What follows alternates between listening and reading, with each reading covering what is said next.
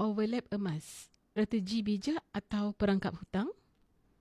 Ramai yang tertarik dengan strategi overlap emas kerana nampak seperti cara yang cepat untuk menambah gram emas. Beli emas, kemudian gunakan nilai emas yang meningkat untuk mendapatkan emas yang lebih besar.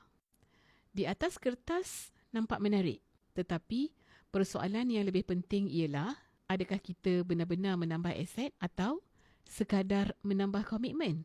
Jika overlap dibuat tanpa ilmu, tanpa kawalan aliran tunai dan hanya kerana mahu cepat kaya, ia boleh bertukar menjadi perangkap hutang. Namun, jika dilakukan dengan perancangan yang betul, disiplin yang tinggi dan kemampuan keuangan yang kukuh, overlap boleh menjadi salah satu strategi untuk mempercepatkan pengumpulan aset. Sebab itu, sebelum fikir tentang overlap, pastikan asas keuangan kita sudah kukuh. Pertama, ada dana kecemasan. Kedua, hutang terkawal. Ketiga, ada simpanan tetap. Dan keempat, faham risiko dan kos yang terlibat.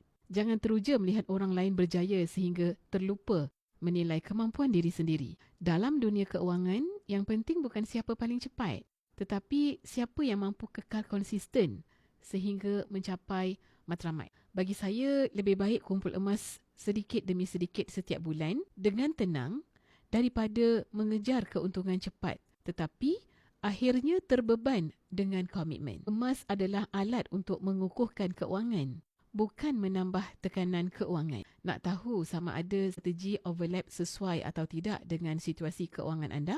Klik borang di bio saya.